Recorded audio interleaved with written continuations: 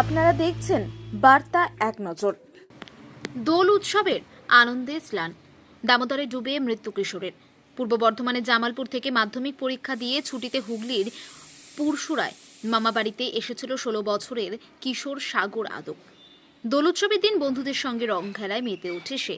আনন্দের মাঝেই সবাই মিলে স্নান করতে নামে দামোদর নদে, কিন্তু আনন্দ মুহূর্তেই বিষাদে পরিণত হয় যখন সাগর নদীর স্রোতে তলিয়ে যায়। ঘটনার খবর পেয়ে দ্রুত ঘটনাস্থলে পৌঁছান পুরসুরা থানার ওসি।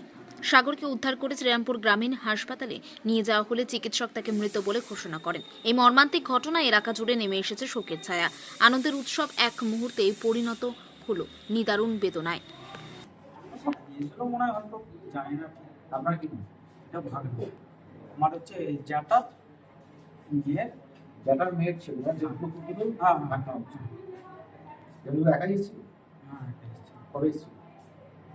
সেটা খেয়াল করছে একাই স্নান করতে গিয়েছিল সোমবার? না না সব ছিল, মনে হয়তো বলতে পারছি না। আমি তো দোকান চালাই, আমি হচ্ছে দোকান আছে। যাই হোক, আপনি খবরটা জানলেন কি করে? খবরটা জানলে বলতে আমি হচ্ছে দোকানেই ছিলাম, আমাকে ফোন করলো, আমি গেলাম। এর বেশি কিছু না। যেরকম হঠাৎ সাগর না, আচ্ছা সাগরটাই সেটা বলতে পারছি না।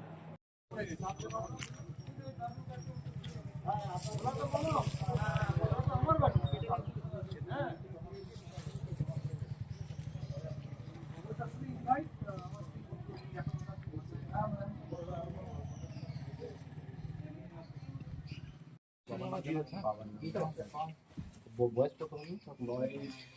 এবারে মাধ্যমিক দিয়েছে নাকি রে? এই বাবু, এবারে মাধ্যমিক দিয়েছে তো? বলতে পারবো না। হ্যাঁ, এবারে মাধ্যমিক দিয়েছে তো তুমি।